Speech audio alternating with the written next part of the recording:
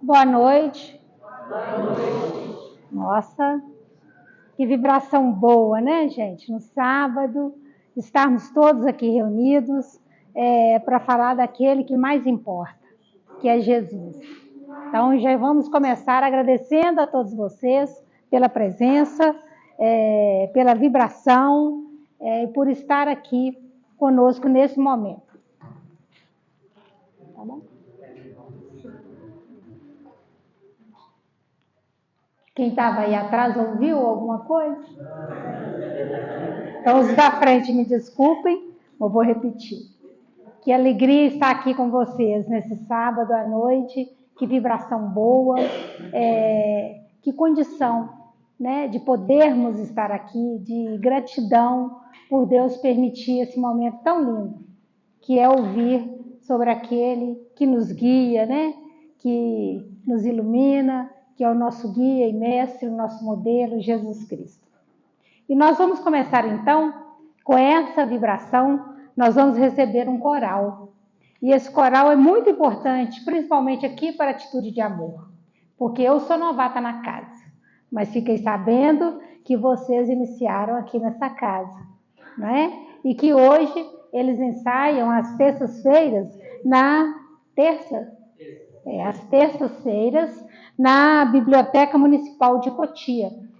E a maioria dos membros são trabalhadores, né, da casa, da doutrina espírita, mas isso não importa para quem quiser participar do coral.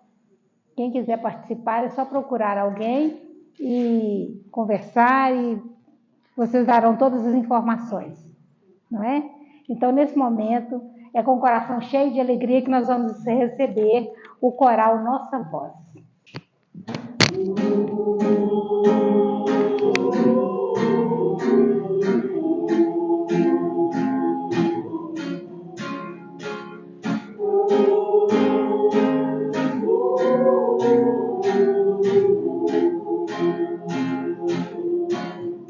Desejo a você um dia de melhor, a minha companhia, pra não se sentir só, a lua e o mar, passagem pra viajar, pra gente se perder e se encontrar. Vida boa, brisa e paz, nossas brincadeiras vão enriquecer. E à toa é bom demais, o meu melhor lugar sempre é você. Você é a razão da minha felicidade. Não vai dizer que eu não sou sua cara metade. Meu amor, por favor, vem viver comigo. O seu colo é o meu abrigo.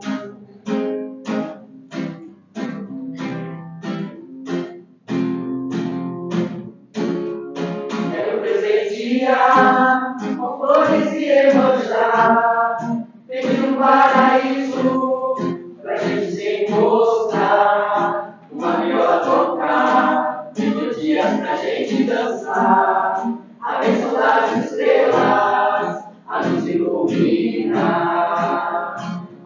Vida boa, brisa e paz, trocando olhares ao anoitecer. Criador é bom demais, olhar pro céu, sorrir e agradecer. Você é a razão da minha felicidade. Não vai dizer que eu não sou sua cara metade. Meu amor, por favor, vem viver comigo. O seu colo é o meu abrigo.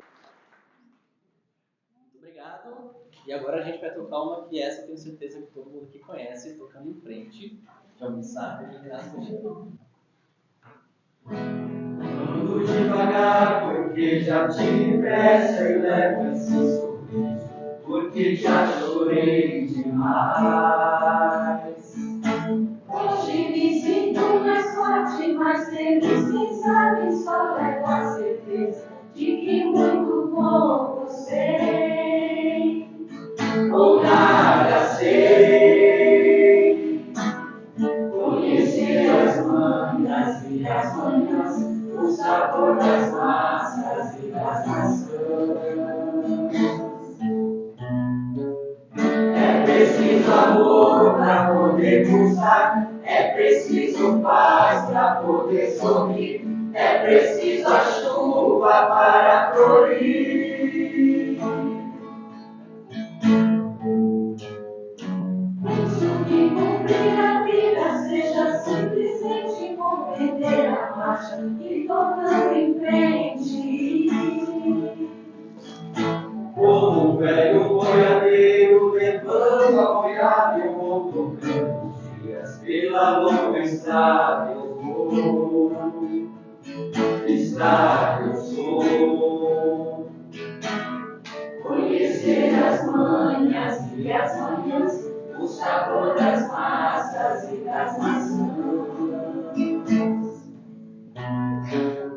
É preciso amor para poder pulsar, é preciso paz para poder sorrir, é preciso a chuva para florir. Todo mundo ama o dia, todo mundo chora o dia a gente chega, outro vai embora. Cada um de nós compõe a sua história, cada ser se carrega o dom de ser capaz de ser feliz. Conhecer as manhas e as manhãs, o sabor das massas e das maçãs.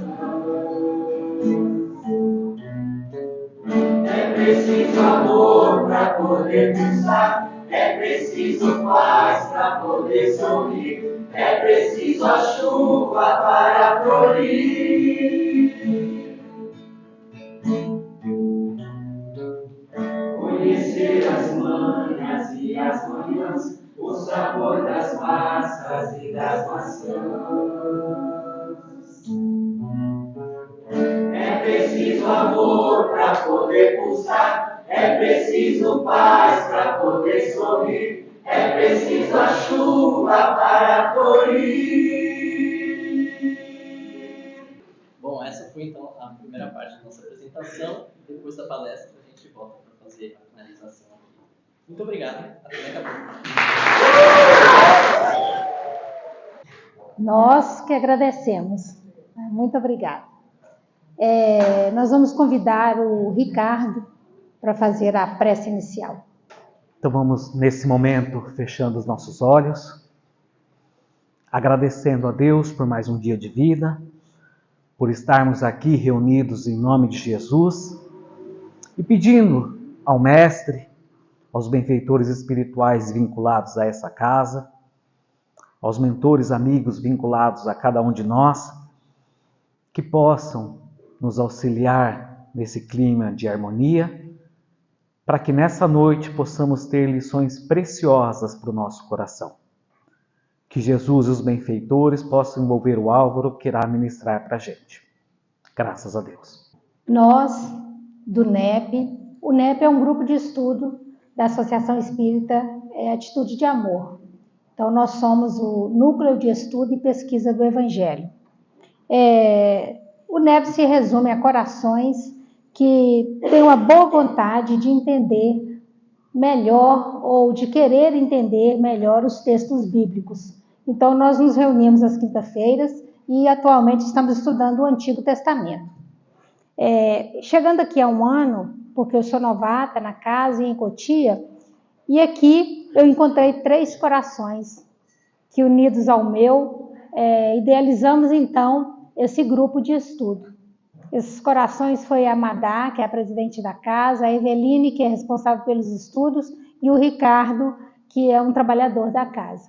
E foi assim então que surgiu o nosso grupo, e um grupo muito bom, muito gostoso de fazer estudo, muito bem-humorado.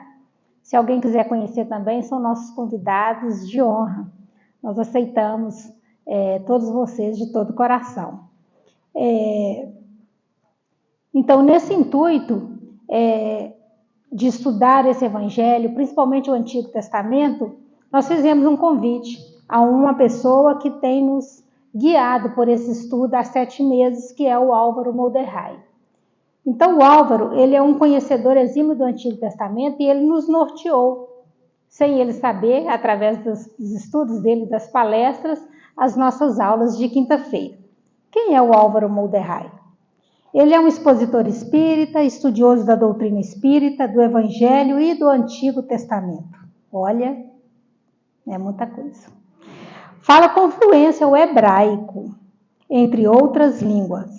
Obteve anos de preparo e estudo das leis e costumes judaicos, morando em Israel, estudando em Yeshivá. Cadê ele? Falei certo? Yeshivá, escola rabínica. Busca expor a união dos conhecimentos de interpretação dos textos bíblicos, associando a sabedoria do povo judeu junto ao Evangelho, sempre à luz da doutrina espírita. Realiza palestras e conferências espíritas por todo o Brasil e no exterior. Médium, facilitador na série de Moisés a Kardec, que essa série tem nos guiado no nosso estudo do Antigo Testamento, realizado pela IGESE, junto ao Jorge Elahá e professor Severino Celestino, além de outras séries de estudos espíritas, fundador e coordenador de diversos grupos de estudos espíritas em São Paulo e na Bahia, onde residiu, e fundador do grupo espírita Cisco de Luz, na cidade de São Paulo. Então, é com muito carinho, com o coração cheio de alegria, que nós convidamos o nosso palestrante de hoje, que é o Álvaro Molderhai. E ele vai falar sobre o Messias prometido a todos os povos.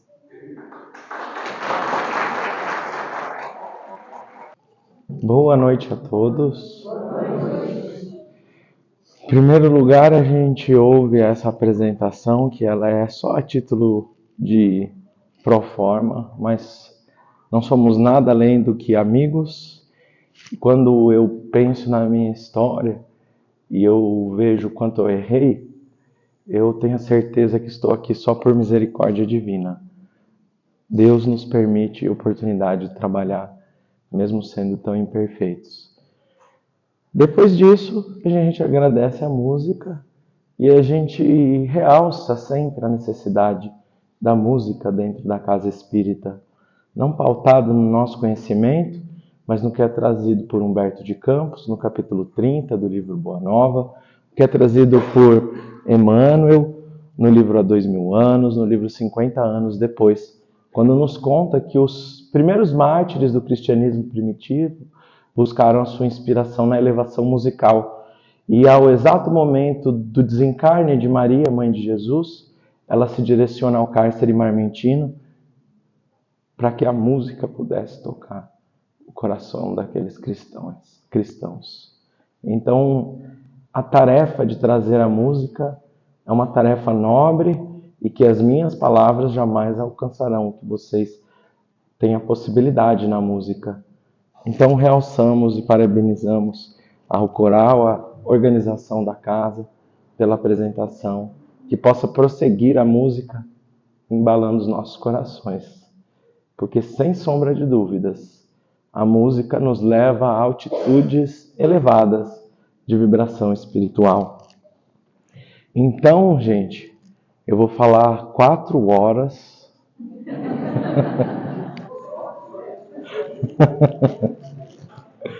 sobre esse tema, mas depois a gente faz um intervalo para terminar o assunto, tá?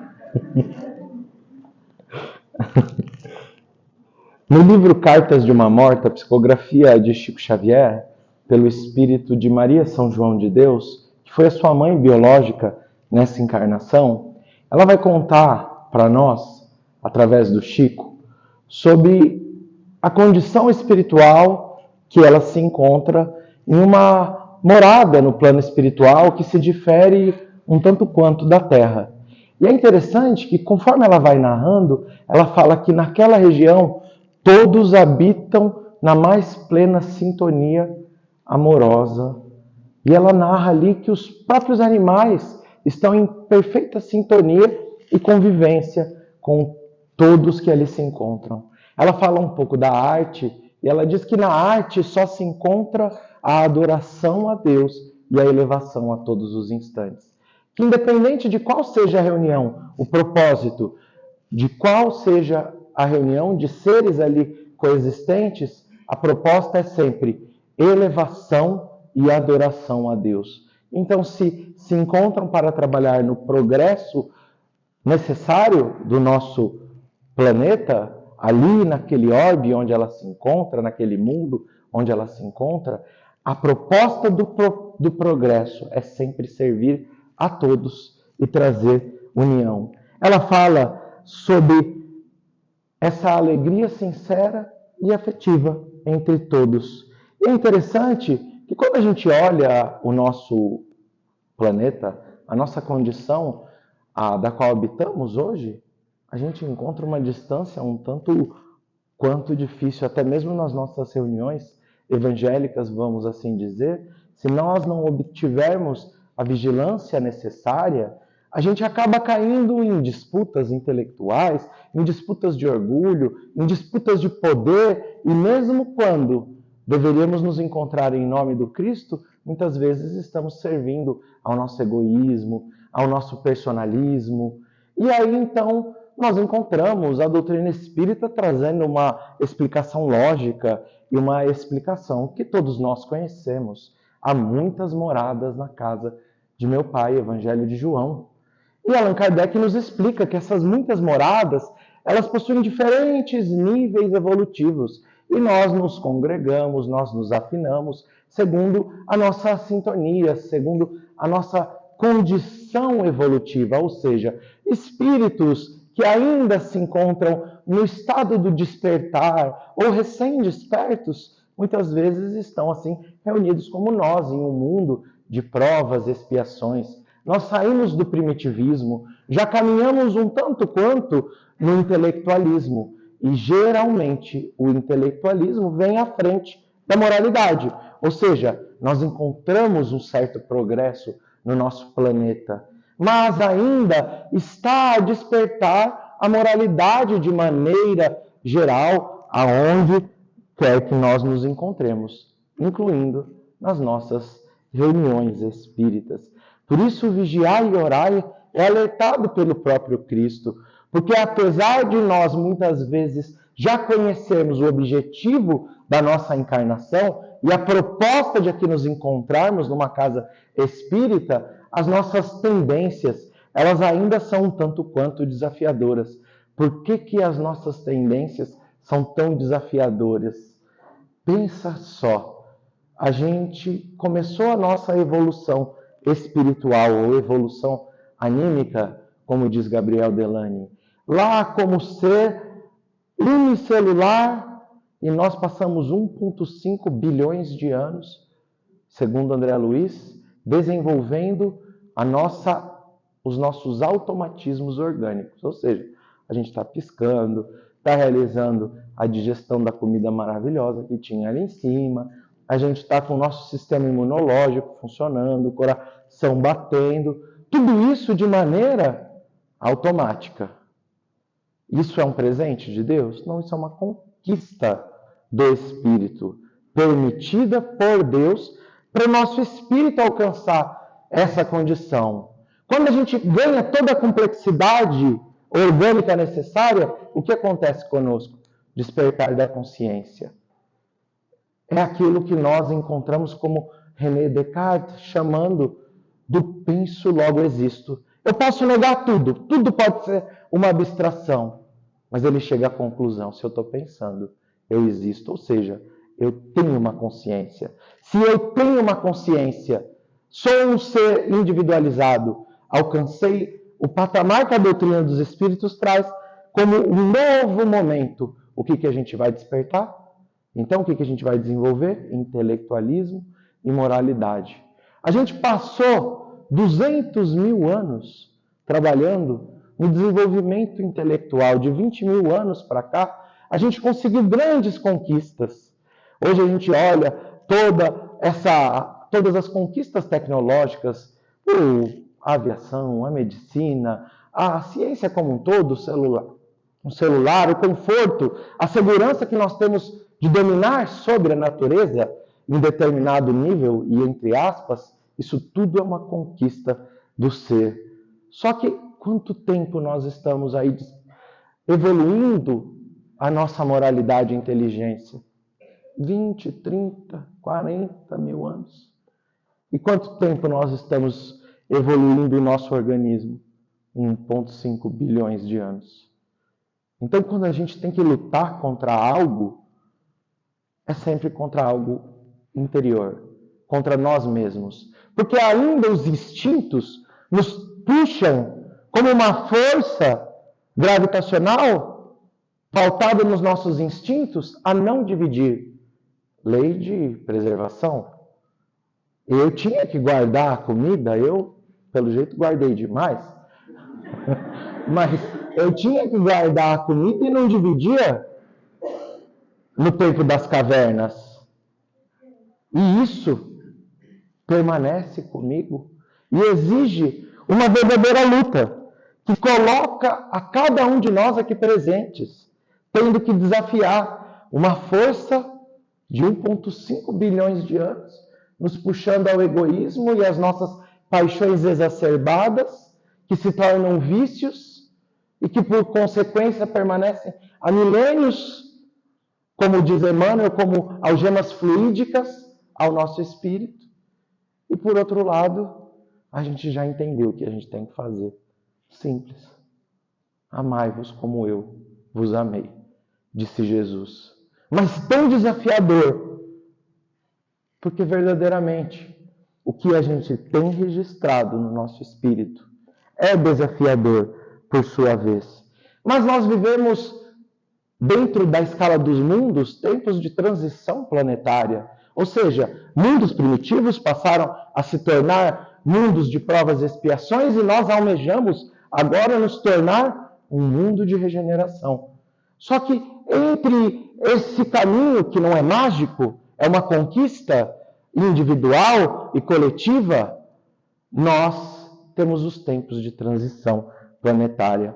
E é interessante que são descritos que esses tempos chegariam, foram anunciados por diversos profetas, foi anunciado pelo próprio Cristo. E quando os Espíritos passam a escrever, através dos médiuns do qual Kardec recebia as mensagens, os Espíritos então escrevem: os tempos são chegados.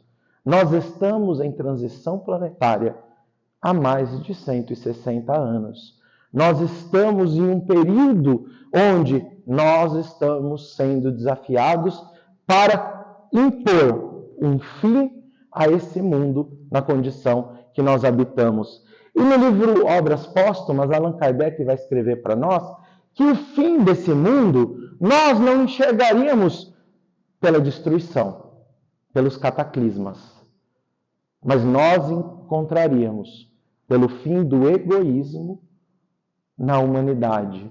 Nós encontramos o Apocalipse, o livro de João, o evangelista, recebido na ilha de Patmos, como sendo o livro não da destruição, mas como do grego apo, retirar, calipse, véu, retirada do véu. Ou seja, nós enxergaremos com clareza. O Espiritismo vem às nossas vidas na forma do Consolador prometido, para que nós pudéssemos ter clareza, não apenas intelectual, mas de que somos espíritos imortais vivendo múltiplas existências, onde as nossas dores não são dados aleatórios jogados por Deus, mas possuem justas razões em outras reencarnações, onde somos desafiados pela misericórdia divina a nos tornarmos agentes de autocura, pela responsabilização e pelo entendimento de que somos espíritos imortais. Está muito difícil? Alguém entendeu? Pode me explicar no final da palestra?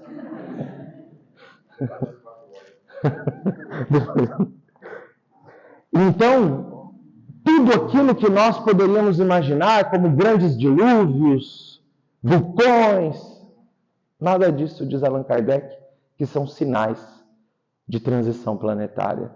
Mas que esses elementos, os grandes dilúvios, as grandes dificuldades que nós vivemos com a natureza, sempre estiveram presentes, desde o princípio. Mas, porque a gente falou um pouquinho do grande dilúvio hoje, bem superficialmente à tarde. Mas por que que o grande emblema é o dilúvio? Porque nós encontramos lá no livro de Gênesis, o primeiro livro de Moisés, trazendo que o mal imperava sobre a terra. E então veio um grande dilúvio e assim a terra se purificou. Não é isso que está no livro de Gênesis? Tem sentido? Tem sentido. Aconteceu o grande dilúvio? Allan Kardec escreve no livro A Gênese que sim, aconteceu. Livro A Gênese.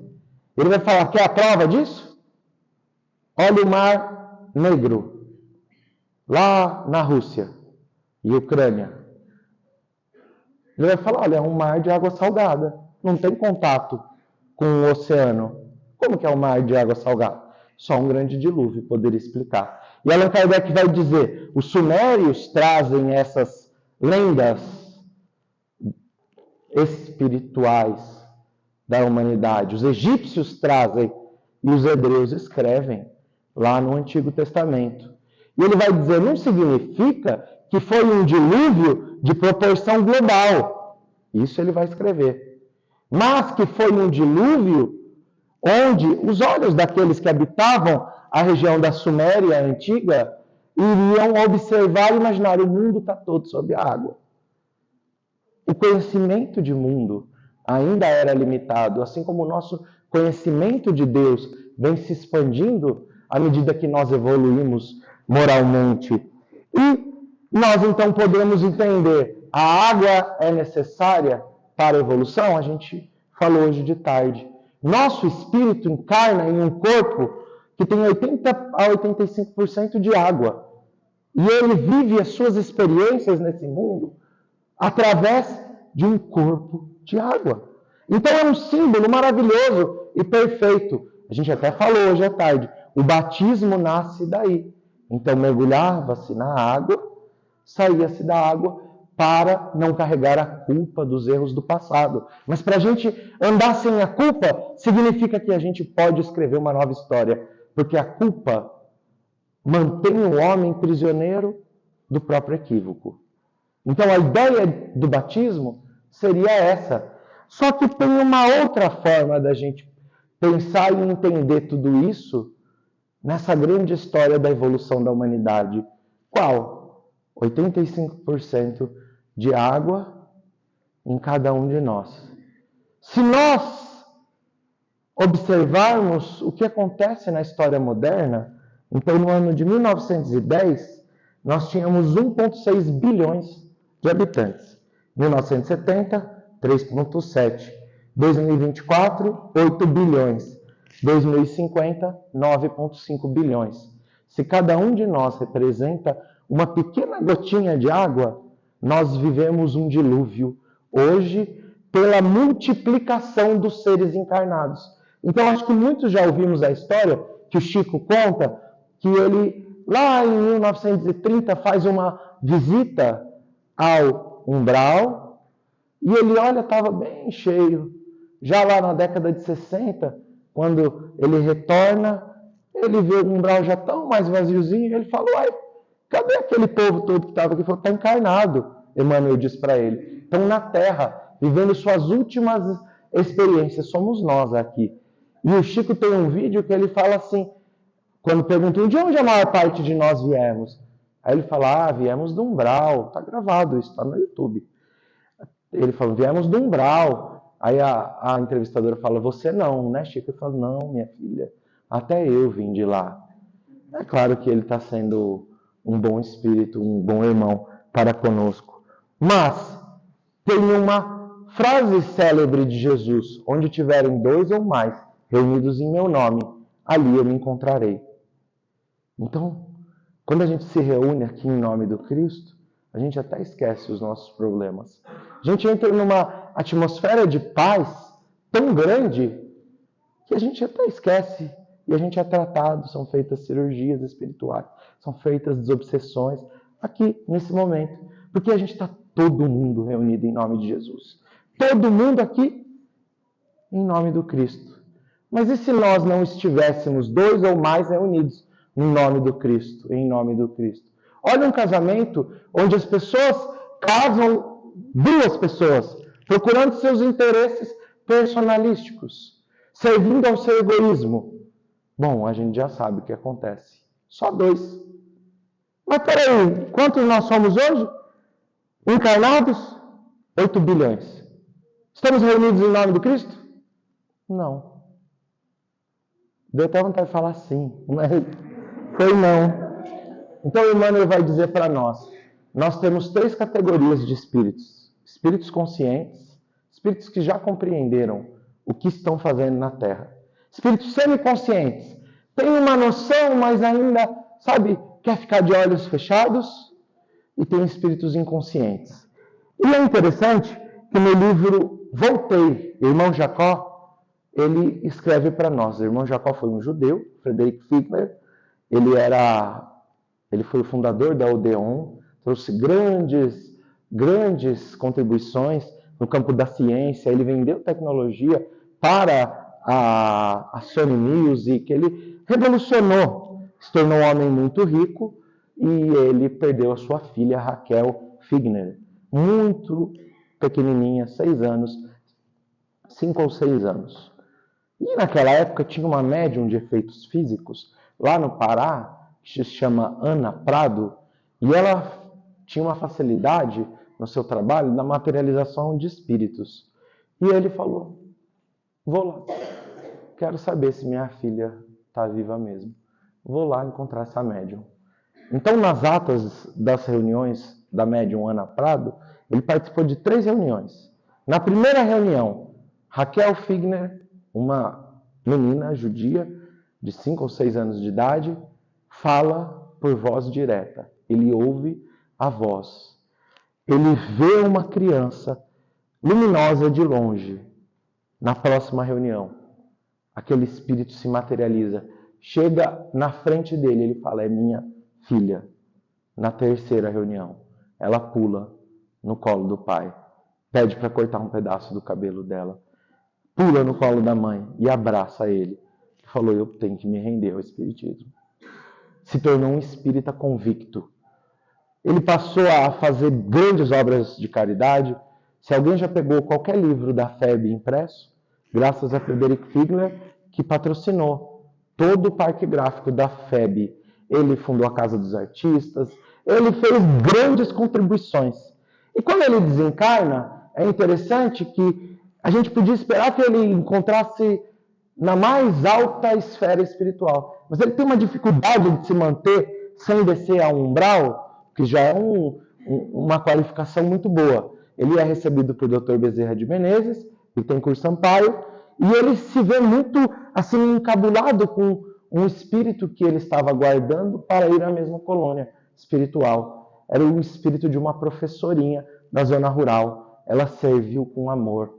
Ele serviu com as suas posses, dedicou-se muito, mas poderia ter feito muito mais do que fez. Então ele se sentiu envergonhado no plano espiritual.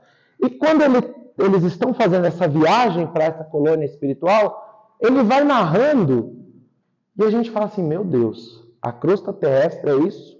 E ele vai narrando como, né, é óbvio que ali Frederick Figner não escreve nessas palavras, mas parece um filme de terror. E assim, a gente que está lendo poderia ficar preocupado. Falar, meu Deus, é isso que tem ao meu entorno? E ali vai se falar, é isso que está em torno da Terra. São espíritos inconscientes. Ali ele vai dizer, 50% dos espíritos que habitam a Terra estão na condição de barbárie. Barbárie. Ainda precisa de aprender que não tem que matar, que não pode matar o irmãozinho. Ainda estão matando para defender o egoísmo humano. Ele fala 50%. Naquela época, 1 bilhão de espíritos. Ele cita a população da Terra era 2. Encarnados estavam nessa condição. E aí ele fala assim, bom, não nos preocupemos. Porque o homem não respira na atmosfera do orbe, mas ele cria em torno de si a sua atmosfera psíquica, fazendo com que ele possa, na sua condição individual, mesmo habitando um mundo extremamente conturbado, respirar numa condição melhor criada por ele mesmo. E ele vai dizer assim, os lares tornam-se searas de luz à medida que a maior parte dos integrantes de um lar dedicam-se ao bem. Então, quando a gente vê lá o livro Missionários da Luz, a gente vai encontrar um caso onde um jovem estava na casa espírita, a sua esposa não estava, ela estava em casa dormindo, mas ele tinha viciação sexual. Ele era recém-casado, mas ele tinha viciação sexual. Ele frequentava o meretrício. E ele, quando sai da casa espírita, é imediatamente assaltado por algumas entidades espirituais ligadas à sexualidade. Ele vai sendo acompanhado, André Luiz quer agir imediatamente, e o benfeitor Alexandre diz a ele, fala, não, ele criou as algemas fluídicas, ele precisa romper. Mas quando ele chega na sua casa, aqueles espíritos sofredores permanecem fora da casa. E André Luiz fica meio assim, mas como? Por que eles não entraram? Falou, não, o coração que habita nesse lar, a esposa dele, tem o hábito da prece constante. Então aquele lar se tornou protegido. Ou seja, nós podemos, mesmo em um mundo onde a maior parte dos habitantes vibram ainda dentro da condição mais dificultosa de barbárie, podemos criar uma atmosfera psíquica, uma atmosfera, uma aura de proteção, onde nós nos retroalimentamos, não de todas as vibrações negativas, mas de tudo aquilo que a gente se esforça para produzir e manter ao nosso entorno. E os nossos lares? Ah, sou eu, minha esposa e mais 3 filhos. Um é um santo, os outros 2 dão muito trabalho. Bom, a maior parte está consciente. Então ali se torna um recanto de paz espiritual. Então, mesmo que nós estejamos vivendo num mundo nessa condição, nós podemos, de certa forma, habitar um mundo interior de regeneração, mesmo quando ao nosso entorno tudo é provas e expiações. Dá para entender, gente? Tá muito chato? Então vamos continuar. Vamos descer um pouco mais para a gente entender como funcionam esses mecanismos que nos assaltam, nos levam a vibrações inferiores. Então a gente vai lá para o livro Libertação, capítulo 7, da série A Vida no Mundo Espiritual, André Luiz. E eles estão, André Luiz e Gubbio, 2 espíritos benfeitores, eles estão na tentativa de despertar um espírito muito inconsciente, Gregório. Só que para eles adentrarem a região onde eles se encontram, uma região nas trevas, eles são conduzidos quase como que prisioneiros. Em determinado momento, eles são colocados dentro de uma cela com barras, e eles ali, ninguém sabe quem são eles exatamente, mas eles querem uma reunião com esse chefão, então eles precisam de seguir aquela condição. E André Luiz vai descrevendo para nós o que se trata de assunto nas trevas. E ele se surpreende. Ele fala assim, peraí, eles estão falando das coisas corriqueiras do dia a dia. Eles não estão falando de guerra, Não, eles estão falando de relacionamento afetivo, de promoção no trabalho profissional, das conquistas dos bens terrenos. Ele fala assim para o Gubbio, ele fala, olha, eles estão tratando dos assuntos do dia a dia, e ali é explicado por Gubbio, olha, aqui nessa região, os espíritos que dormem durante a noite, quando no hemisfério é noite, 3/4 dos espíritos da Terra vêm para essa região. E eles vão arquitetar todos aqueles noticiários, aquelas notícias catastróficas que a gente vê na televisão. Então eles vão arquitetar as brigas de trânsito. A gente não está falando da guerra da Ucrânia, da guerra Israel-Palestina. Isso também acontece lá, mas não naquela cidade. São cidades ainda muito piores, as que nós costumamos frequentar quando dormimos e não tomamos o cuidado das vibrações, são cidades onde a gente vai arquitetar a briga. Vou usar um exemplo, com a sogra. Por exemplo, a briga no trânsito, aquela disputa a ser alimentada com um irmão.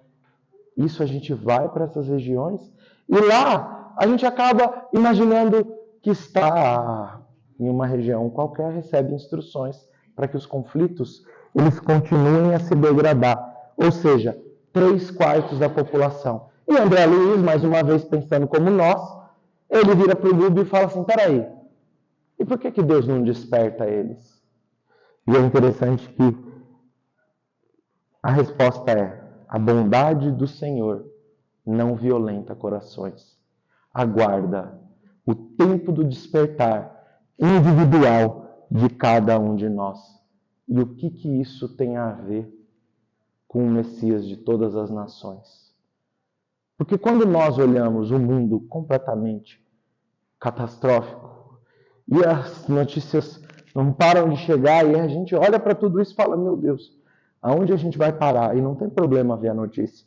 O problema é a gente entrar na vibração daquela notícia e tomar partido vibrando ódio.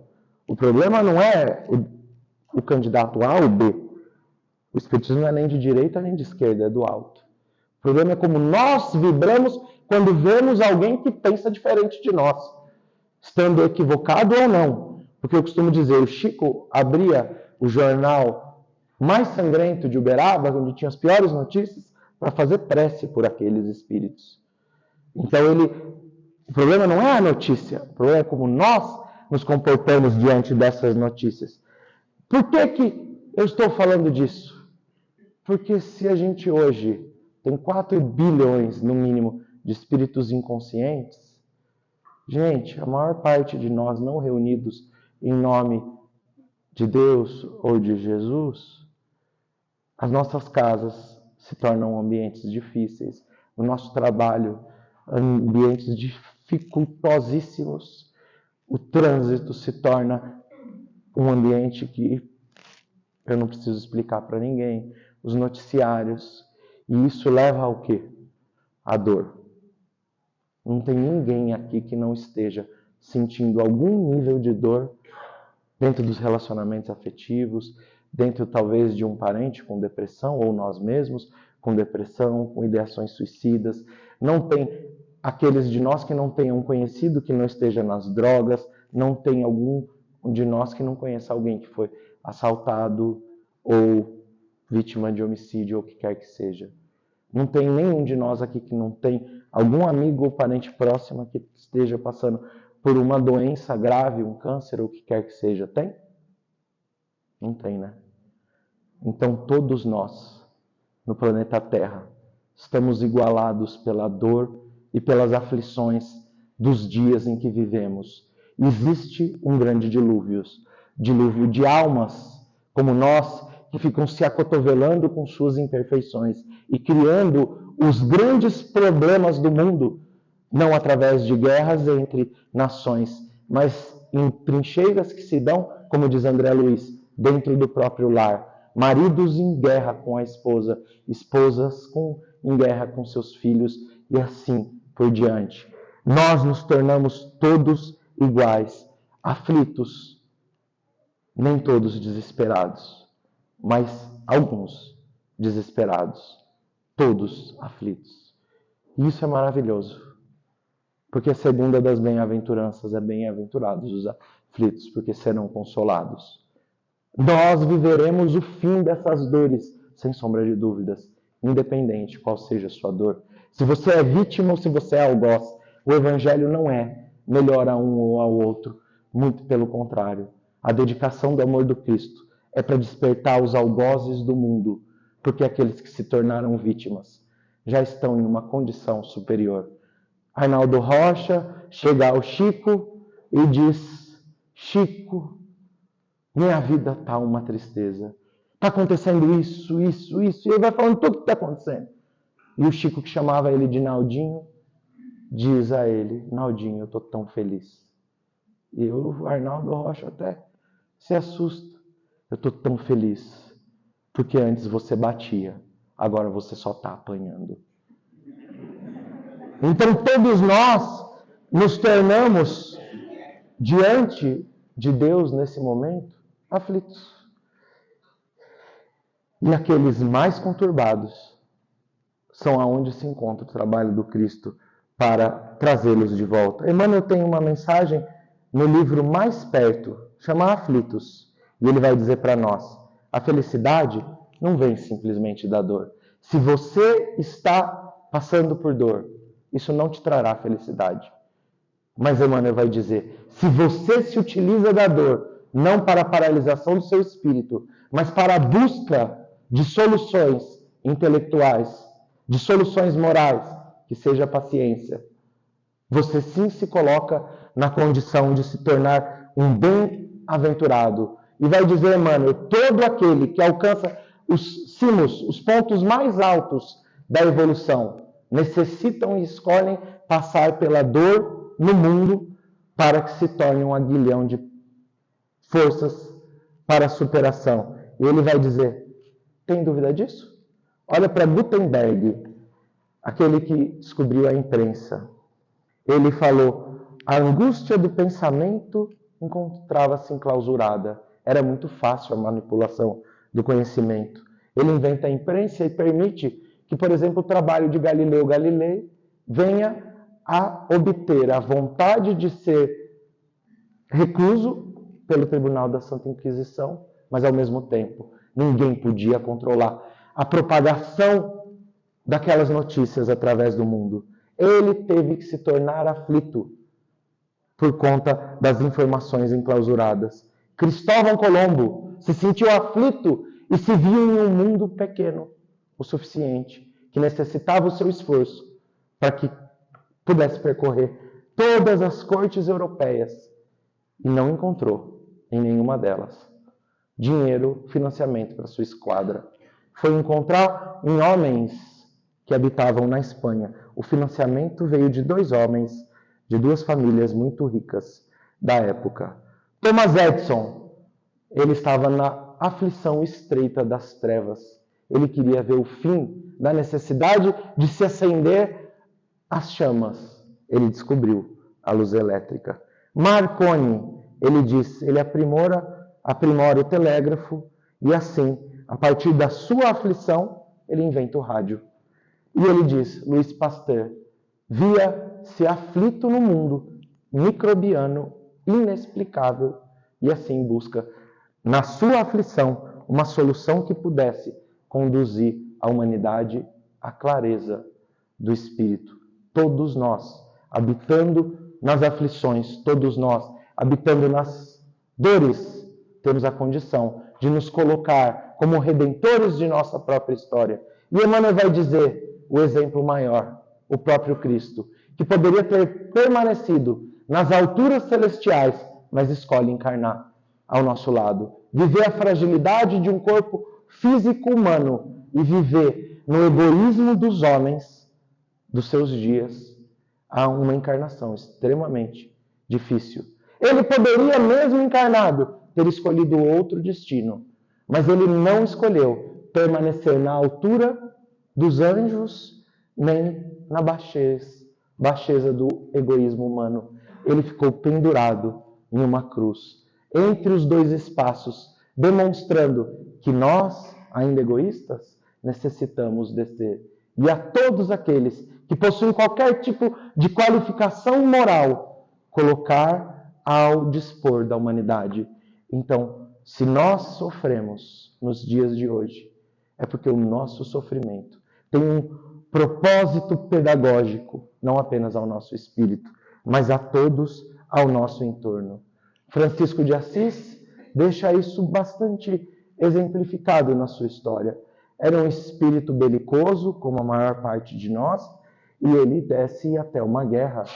Ele vai até Perúdia e acaba, como soldado ali, sendo preso. Passa mais de 1 ano no cárcere.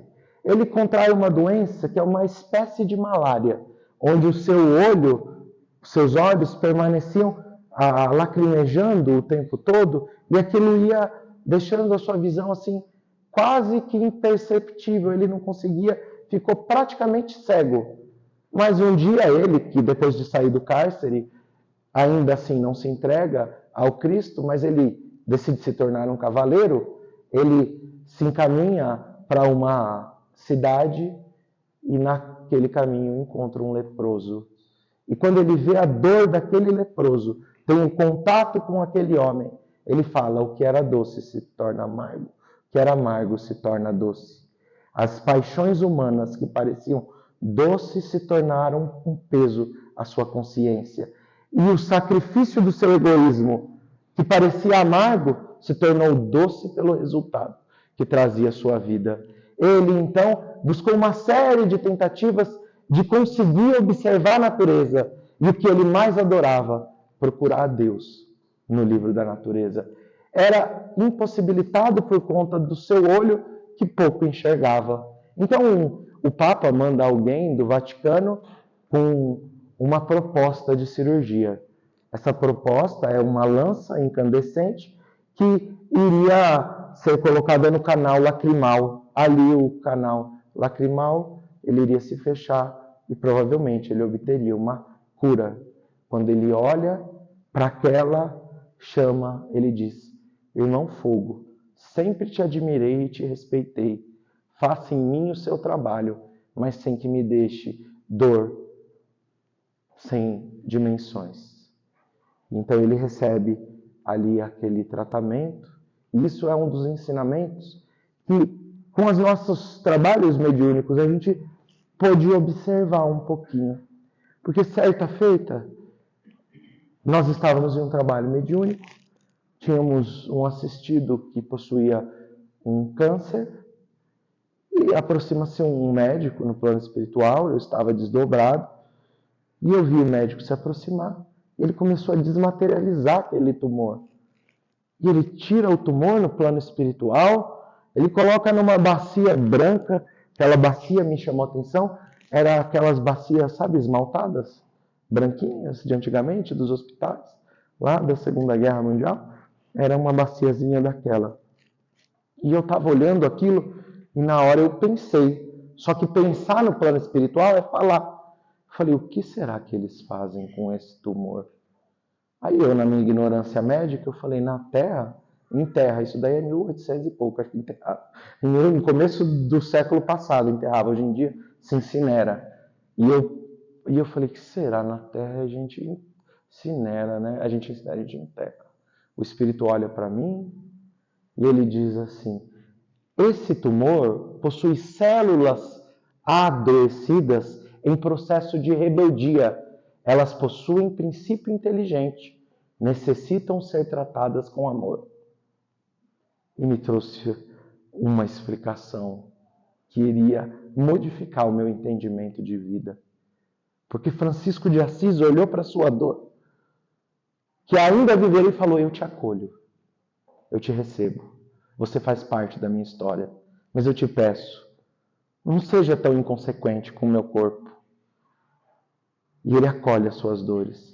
E aquele espírito, quando diz isso, me fez pensar: poxa, quando a gente descobre qualquer tipo de doença, fala que isso possa ser tirado de mim, que esse tumor possa ser tirado de mim. E a gente quer ver aquilo bem longe. Quando, na realidade, se as nossas células possuem princípio inteligente, como diz André Luiz em Evolução em Dois Mundos, nós vamos compreender que somos tutores do nosso corpo físico e do nosso corpo espiritual. Se elas adoeceram, é por conta da rebeldia do nosso espírito. E elas vêm como canal de educação, de expiação, de provação, para que nós possamos, através da dor, nos tornarmos aflitos, mas não paralisados nela. Para que nós possamos olhar para as nossas células adoecidas e falar: eu te acolho. Eu sou corresponsável da sua rebeldia. Você, célula em estado de rebeldia, seja no tumor, seja no Parkinson, seja em qualquer tipo de enfermidade, eu te acolho. Você faz parte da minha história. se eu te adoeci, que o meu amor possa servir de perdão. Se eu te conturbei, que hoje a minha consciência, diante do Espírito do Consolador prometido, diante da certeza de que não existe dor e injustiça sem causa aos olhos dos homens, que eu possa receber como lição a minha vida. Então, aquilo que é feito por Francisco de Assis torna-se um desafio para todas as nossas dores. Porque muitas vezes a gente encontra irmãos, pais, mães, filhos, amigos, causando problema dentro do nosso lar, no nosso centro espírita, no nosso trabalho, e a primeira coisa que a gente espera é que aquela pessoa se afaste rapidamente. Quando o que o Espiritismo está dizendo, existe uma razão justa para essa convivência. Tentar compreender as razões da sua rebeldia talvez seja o caminho para a indulgência. Talvez seja o caminho apenas para a paciência. Mas sem sombra de dúvidas, é o caminho para a pacificação. Porque se nós almejamos enxergar a paz nos grandes conflitos mundiais, diz Emmanuel, que nós comecemos a calar os conflitos nas relações interpessoais. Então, se nós temos conflito, por exemplo, com a sogra, que nós possamos compreender que existe justa razão. Se nós passamos por processos de adoecimento do corpo físico ou mental, que nós possamos compreender. Essa é a proposta e é o capítulo que Eurípides Barçanufo, todos os dias de sua vida, lia o Cristo Consolador, onde vem nos dizer que o Messias de todas as nações trará a explicação das dores no mundo, ao trazer o nível de consciência que permite ao homem enxergar a si mesmo como o autor de sua história, como responsável pelo que te trouxe ao dia de hoje e pelo que constrói no dia de amanhã.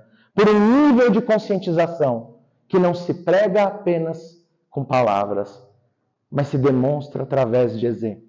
E eu digo isso porque eu tive uma mãe que recebeu o diagnóstico de câncer de pâncreas.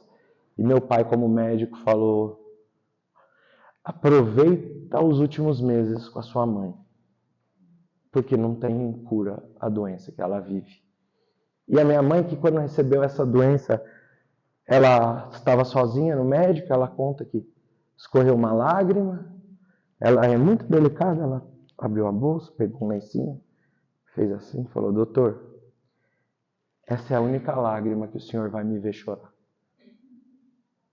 Passou por uma cirurgia onde ela tirou um pedaço do pâncreas, do intestino, do fígado, de tudo que tinha para tirar. E ela é bem magrinha.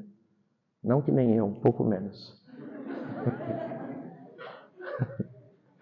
E ela fez essa cirurgia, acordou no próximo dia e falou para o médico, para a enfermeira: o que você vai colocar no meu remédio? Falou: é tal coisa. Eu falei: isso é morfina. Falou: é. Falou: não, eu não quero morfina. Eu preciso de passar por isso. Ela falou: peraí, eu vou chamar o médico. O médico falou para ela assim: minha filha, você não vai aguentar. A dor que você vai sentir é insuportável, vai te levar à morte. Ela falou: eu aceito um dia. Nos próximos eu tenho certeza de que a dor vai ser suportável na minha vida. E o médico dela fala assim: eu penso na senhora todos os dias. Porque quando eu entrava no seu quarto, eu tinha que perguntar como a senhora está. A senhora estava sentada, fazendo tricô, ou lendo um livro, e me perguntava: oi, doutor, como o senhor está hoje? E a senhora foi minha única paciente, que por todas as vezes perguntou como eu estava. A senhora foi minha única paciente, que não falou: por que eu, doutor? A senhora foi minha única paciente, que eu nunca vi reclamar. A minha mãe foi curada de uma doença incurável, segundo a ciência. Já tem mais de 16 anos. É dirigente da nossa reunião mediúnica, judia também, vive as dificuldades de um desafio de nascer dentro de uma cultura e estar mergulhado dentro do espiritismo, e deixou uma lição para nós. para todos nós, pela sua dor e pelo seu sofrimento, que nós nunca devemos esmurecer e nunca devemos nos perguntar por que essa dor me visita. Mas nós deveríamos olhar e falar, se essa dor me visita, qual a lição grandiosa que tem a me ensinar? Se esse parente é difícil, se esse filho que não compreende o Evangelho está na minha vida, é porque eu tenho condição de despertá-lo. E minha mãe olhava para mim, que nunca fui um espírito fácil, olhava para mim e falava, filho, eu nunca vou desistir de você. Porque foi muito difícil na minha infância e juventude, eu não compreendia o mundo. E eu desafiava todas as regras. E ela falava, filho, eu nunca vou desistir de você. Eu vou fazer você compreender o que é o caminho do bem. Tomei todas as surras. Mas o que eu guardo, sem sombra de dúvidas, foi o amor que ela pôde me proporcionar. Quando ela se demonstrou forte, eu falei, se ela pôde vencer, o que não tinha a chance de vitória, para mim vai ser fácil. E eu tive o despertar da minha consciência, pela mediunidade, porque eu só via espírito ruim, em todos os lugares. E não eram 2 ou 3, eram 40, 50, 60. E eles não me deixavam dormir, não me deixavam fazer nada, me fizeram pensar em todas as piores coisas do mundo. E ela falava, filho, você quer... Ela esperou eu pedir. Mãe, eu preciso de ajuda. O dia que eu pedi ajuda, ela falou, eu tenho um livro para te entregar. Ela me deu o livro dos médiuns. Eu li aquele livro e eu falei, eu entendi. São só espíritos. E eles se aproximam de mim, porque eu estou na mesma sintonia que eles. Aí eu li um livro que chama 2000 anos. E eu vi a história do senador Publio Lentulus. E durante a sua história, eu falei, esse cara fez mais bobeira do que eu. E chega no final do livro, quando ele vai morrer, ele entende que ele podia ter feito bem. E eu falei, meu Deus, eu não tenho condições de pagar tudo que eu fiz de mal, mas eu tenho condições de não mais causar o mal. Eu falei, sou eterno, tenho a infinitude dos tempos. Se eu só não fizer o mal, um dia minha dívida vai ser quitada, por menor que seja o bem que eu me dedique a fazer. E eu falei, isso foi consolador. As minhas dores estavam consoladas pela reencarnação, pela infinitude dos tempos, pelo exemplo de um missionário, a minha mãe que encarnou no meu lar, provavelmente para despertar a minha consciência. E eu olhei para aquilo e falei, tá bom, vou perder os meus amigos, vou ser ofendido por todos, porque eu sou judeu, por todos os que conviviam comigo. Vou ter que demonstrar a todos que eu errei, que eu caminharei em direção a eles no momento certo, para pedir desculpas. Mas eu falei, tá bom. Isso já é suficiente do Espiritismo para mim. E nunca mais parei de estudar. Não sou exemplo para nada, verdadeiramente nada, mas eu não estou fazendo autobiografia. Estou abrindo meu coração para falar que as aflições do mundo têm justa razão nas nossas vidas. Para falar para vocês que não importa qual foi o tamanho do seu erro, não importa qual é o tamanho da sua dor, o Espiritismo possui as respostas necessárias, se não para te explicar a razão nesse momento, mas para te fortificar e te dizer, não desiste agora. Dá mais um passo em direção à fé. Dá mais um passo em direção à instrução. Dá mais um passo em direção à caridade. E quando a gente percebe e descobre que a cada passo os nossos ombros se tornam mais leves e não mais, seremos aqueles que caminhavam no equívoco e nas trevas, mas que nós estamos caminhando pela regeneração do mundo, que nós estamos nos transformando, levando o bem a todos que estão ao nosso entorno, não pelas qualidades que possuímos, mas pelo tamanho do esforço que nós empregamos para não desistir da caminhada. Porque médiuns qualificados deixam suas tarefas pelas paixões. Pais muitas vezes desistem de filhos que vieram como seus tutelados. Filhos desistem de pais pelo peso da idade. Mas todos nós nos tornamos agentes e possibilitados de caminhar sob a condição direta do auxílio do Messias. Porque este é quem consola o coração dos aflitos. Esse é quem qualifica os rebeldes a se tornarem mansos. E Jesus fez uma promessa: nenhuma de minhas ovelhas permanecerão perdidas. Então não importa qual é o tamanho do erro. Os espíritos mais endurecidos do planeta Terra podem ter negado Cristo por 10 ou 20 ou 30 ou 100 mil anos. Mas chega um momento de que todos os nossos corações vão descobrir o valor do amor ao próximo e de vibrarmos unissonamente por um propósito, o propósito da caridade. Não importando se você é judeu, se você é budista, se você é do Islã, se você é shintoísta ou de qualquer religião, mas importando apenas qual é o nível da caridade que você realiza.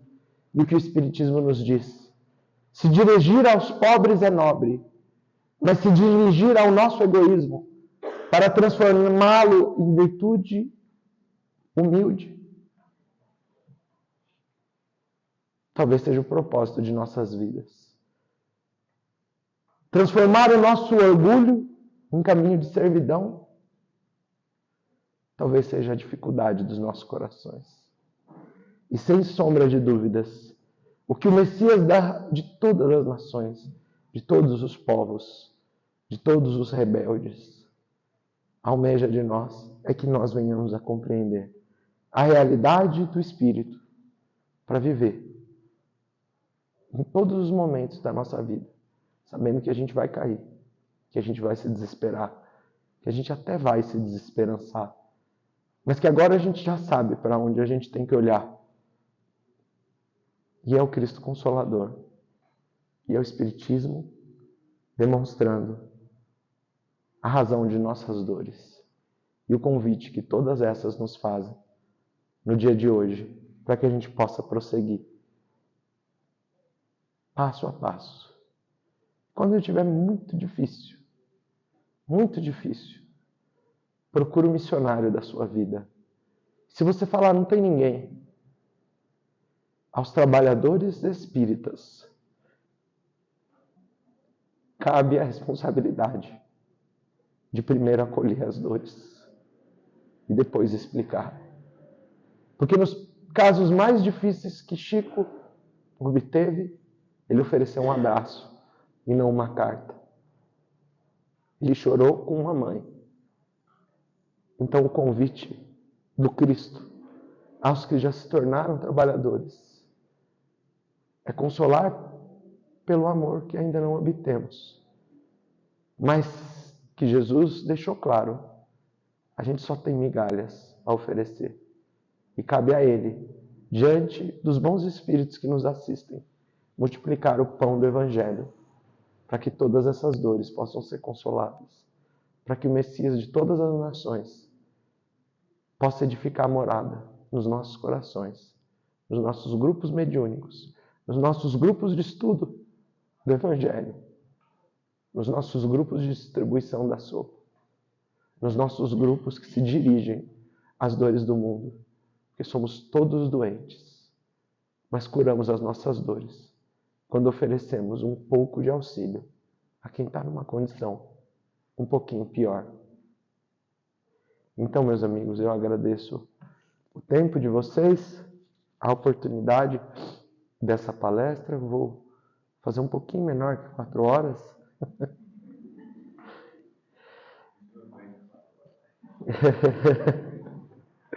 E obrigado.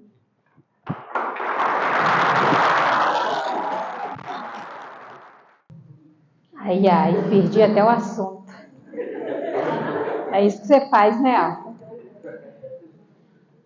É muito consolador, né, gente? Muito obrigada. Com o coração assim cheio de gratidão, de emoção, muito obrigada. Tenho certeza que não só o meu coração está cheio de luz, de esperança e de consolo, como de todos nós, vibrando, né, numa só vibração, que é o amor de Jesus, que sempre aí nos recupera, nos levanta e nos dirige a um caminho melhor. Então, gente, já que eu comecei agradecendo, eu quero agradecer a atitude de amor à nossa casa, por nos acolher sempre tão bem, acolher a todos nós, principalmente ao nosso grupo de estudo, né, que é um grupo novo, e fomos acolhidos de forma tão amorosa, digamos assim. Agradecer a todos vocês, agradecer a minha família, que está aqui hoje, minhas irmãs, que vieram de longe, meu marido, e a todos. Meu marido falou comigo assim, agradece aos jovens. Aí eu falei assim, por quê? Não é? Nós idosos não merecemos? Mas eu entendi o que ele quis dizer, gente. Ver jovem na casa espírita é a melhor coisa do mundo. Então, muito obrigada. Nós vamos terminar, então, nós não vamos fazer uma prece final, vamos terminar com a nossa prece, que é o nosso coral, que vai cantar para nós, fazendo a finalização aí com a mais alta vibração. Muito obrigada ao coral, viu, de coração. Vocês realmente melhoraram muito o ambiente. Bem, então a gente vai fazer a nossa finalização aqui. Eu queria combinar com vocês, assim, a gente queria finalizar com uma música, mas a gente preparou uma outra de bis. Então, quem quiser de bis, pode ficar à vontade. A gente vai cantar Felicidade, do Marcelo Genesi.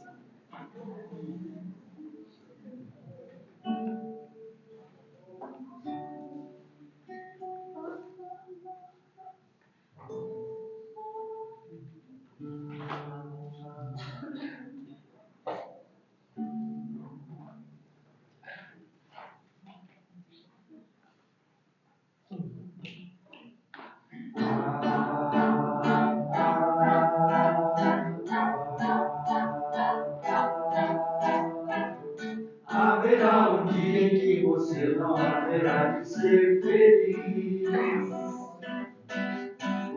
Sentirá o ar sem se mexer, sem desejar como antes sempre quis. Você vai rir sem perceber. Felicidade é só questão de ser. Quando chover, deixa molhar. Pra receber o sol quando voltar. Lembrará os dias que você deixou passar sem ver a luz. Se chorar, chorar é vão, porque os dias voltam nunca mais. Melhor viver também, pois há um lugar em que o sol brilha pra você. Chorar, sorrir também e depois dançar. Na chuva, quando a chuva vem. Melhor viver meu bem, pois há um lugar em que o sol brilha pra você. Chorar, sorrir também e dançar. Dançar na chuva quando a chuva vem.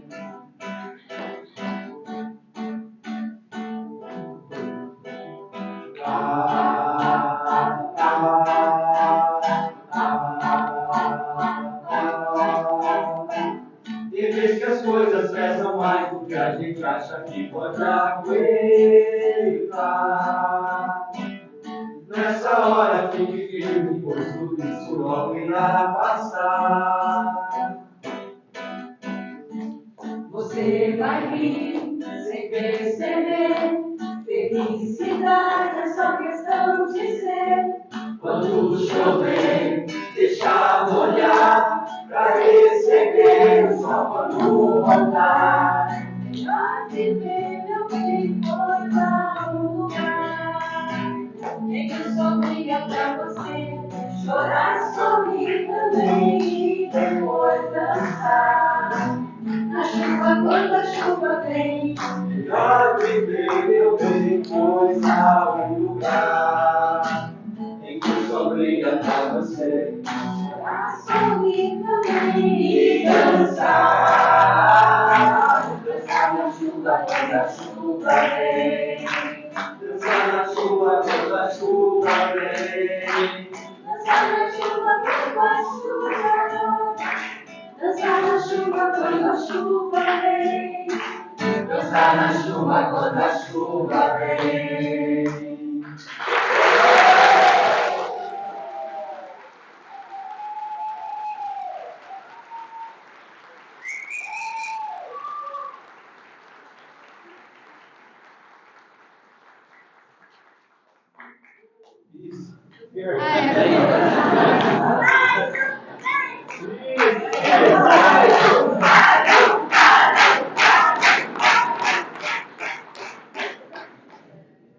Muito bem, então a gente vai terminar agora com Maria. Essa também, com certeza, bastante gente sabe cantar, pode cantar com a gente, tá?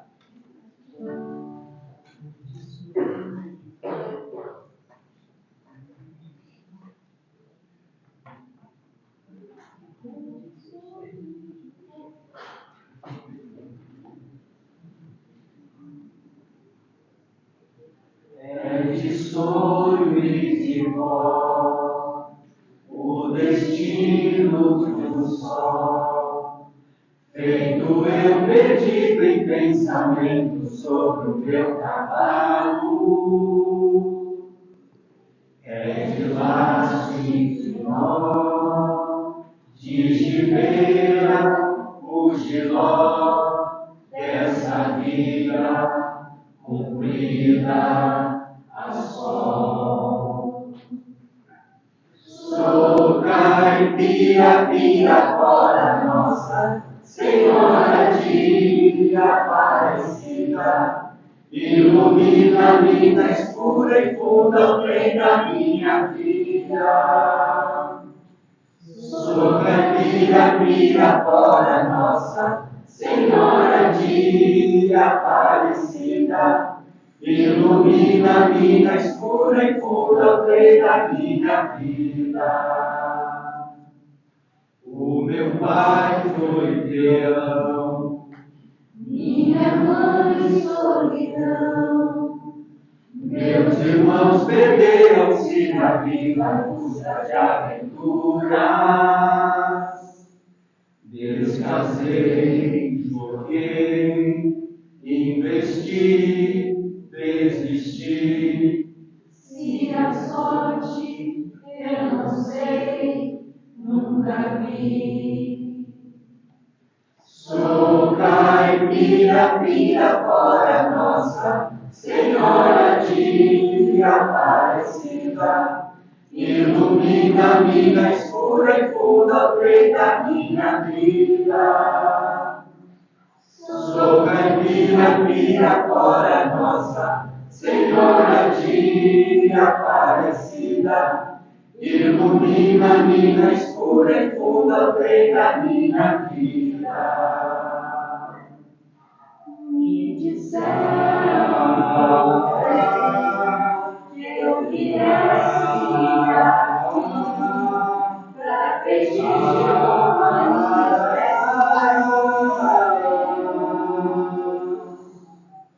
como eu não sei rezar, só queria mostrar meu olhar, meu olhar, meu olhar.